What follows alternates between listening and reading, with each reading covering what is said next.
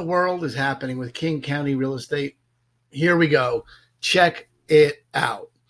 What you're looking at is my favorite graph, the supply and demand graph for the last 3 years. The blue is the houses that are sold in the given month, and the green are the houses that came on the market in that given month. We want to track how many new houses are coming on versus how many are going off to begin to get a sense of what's actually happening.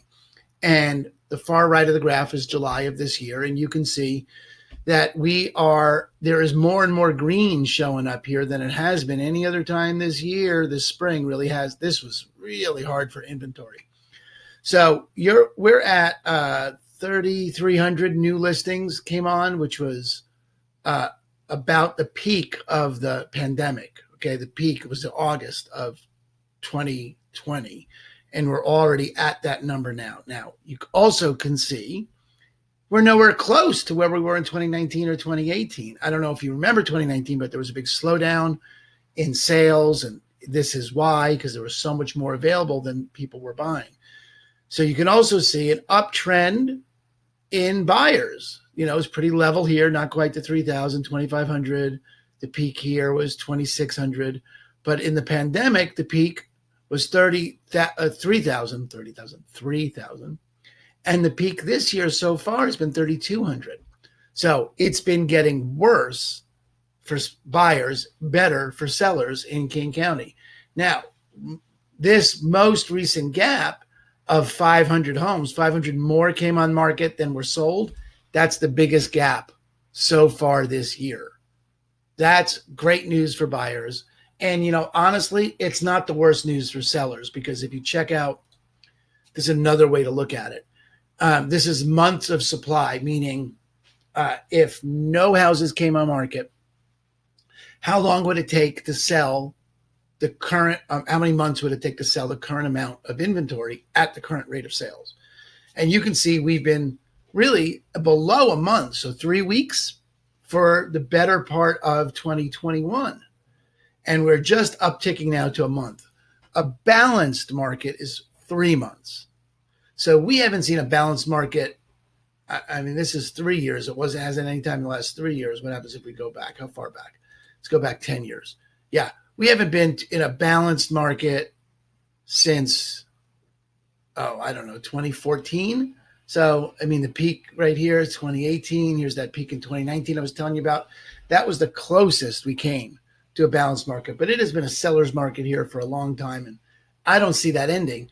But what you can see, if you look at just the micro, there's an uptick. This is what that looks like. So there's a little bit more inventory than buyers. Sorry, a little more inventory than buyers. That's right. Last month than there has been so far this year. If that trend keeps continuing, it'll be easier for buyers. So what does this mean? That means if you're buying, you got to be careful. You got to be quick.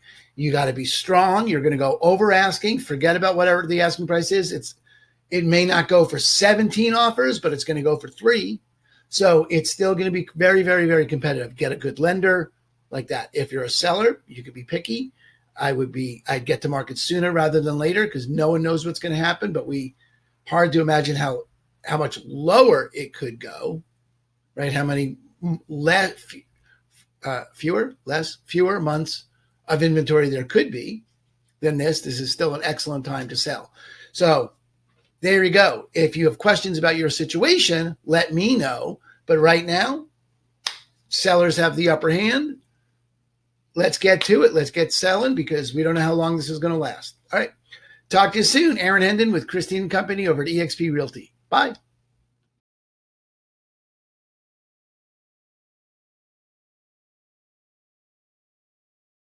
What in the world is happening with Pierce County real estate? Whoa, better check this out, because this is a change. All right, this is more radical of a shift than you see in King County and Seattle. The green, this is supply and demand. Green is the new housing that came on market over the past 3 years, each month for the past 3 years. And the blue is the ones that went off the market, ones that went under contract every month for the last 3 years. And what do we see? Whoa, more green than we've seen. Literally more houses came on market than we've seen since Where's that number? So it's 1,800. Last year, we only got 1,600 in any given month. You got to go back all the way to May of 2019 before you get over 1,800 new homes in market in any given month. And the buyers are down off this year's peak and off last year's peak, meaning it is easier to buy now than it has been any time in the last 2 years. Now, does that mean it's easy? No, it's just easier. This is a graph of the supply and demand, of the absorption rate of months supply of inventory. Meaning, if no new houses came to market, how many months would it take to sell every available house at the current rate of sales? Well, here you can see since the beginning of the year, we've been climbing up. We're now at 1 month of inventory. When we started the year, we were at 3 weeks of inventory, meaning you've added 25%. Houses are moving 25% slower. Now, what that means, it's easier, but not easy. Why? Because 3 months is a balanced market. We haven't been at 3 months. Let's just go back. We haven't been at 3 months since 2016 in Pierce County. So it's not easy to buy a house. It's just easier than it has been any time this year. And we're headed up. So what does that mean? That means if you're buying, if things go this way, it'll get easier and easier as the year goes on. And if you're selling, I would get to market sooner rather than later, because there's no indication here that it's going to get better for you later. Now, it's still going to be good for you because anything under 3 months is excellent. And certainly in the month to 2 month category is great. But, 3 weeks is better than a month. A month is better than a month and 2 weeks. It's the less competition, the more buyers, the more money you're going to get. So buyers, here you go. We're getting ready. Sellers, I'd hustle it up, get to market before the fall. This is looking like the time. So you have questions about your circumstances? Let me know. That's what I'm here for. Aaron Hendon with Christine & Company over at eXp Realty. Party on, Wayne.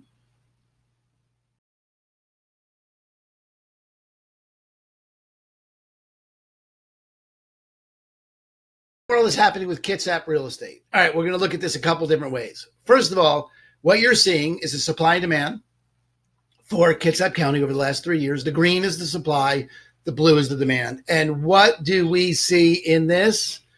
We see the most supply we've had since 2019, folks. Here we go. This is the easing of the buying situation. So if you're selling, I do it sooner rather than later because this doesn't get better for you. 639 came on in July of 2021. That is just, what did I just say? 639. That's even more than came on in 2019. You got to go over to 2018 to get to 639. So in 3 years, how many fingers? 3 years, it's more inventory. And we're down off the peak this year and we're below the peak of 2020, the pandemic.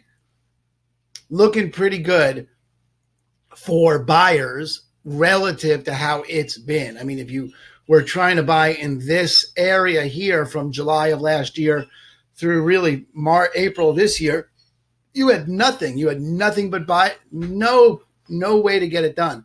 Now things are getting easier for you. You want to look at it from the perspective of the absorption rate. In other words, the number of months it would take to sell every available house if no new houses came to market at the current rate of sales. You're at almost a month and a half, which is the highest it's been all year, right? Pretty much all year. A balanced market is 3 months, which we don't get to ever in this region. So we are headed back toward 2 month territory of available inventory. So overall, Kitsap County is the easiest place to be buying in the Puget Sound right now. If we look at it, if we do one more thing, I want to just show you this because people that are buying on Bainbridge need to see something else because Bainbridge isn't just let's do it this way. Can I do that? No, cannot do that. So let's do this. More searching. Bainbridge 170. I should have known that. I know that. So let's look at, because part of Bainbridge is Kitsap, part of it is King. So overall, the Bainbridge graph looks much more like a King County graph, where there's very little available inventory. It's much more difficult on Bainbridge than it is in Kitsap as a whole. However, you can begin to see this gap is beginning to accumulate. Now, it's obviously a much smaller area, smaller data set. Small changes look bigger on the graph, but it is beginning to diverge. We're still nowhere near the inventory levels of even 2020. So I wouldn't get all excited if you're looking on Bainbridge. If you're selling on Bainbridge, you probably have some more time. But if you're tracking the region as a whole, you got to begin to think it's beginning to look more like a normal year. I don't say turning, because you're not getting to a balanced market. We're just not. This is Bainbridge's Bainbridge Island. That's right, my friend. Where Kitsap is 1.5 months, you're just over a month here, and a much smoother, much slower graph. So overall, if you just looked at overall the Puget Sound, you're not getting to 3 months. You're not getting balance. It's always good. It's not always, but for the foreseeable future, it's going to be a seller market. However, you can begin to see it turning in places, and it is beginning to turn on Bainbridge. And if you're selling, certainly in Kitsap, I would get it on the market yesterday. It's not going to get better for you anytime in the near future. And if you're selling on Bainbridge, I would do it sooner, just because how is it going to get better for you? I mean, how much lower do you want it to go? And if you're buying in Kitsap, you should have it the easiest time of anyone in the Puget Sound. Not easy, but the easiest time compared to anyone else. So you got questions about your circumstances, your situation? That's what I'm here for. Aaron Hendon with eXp Realty. Give me a call. Talk to you soon. Bye.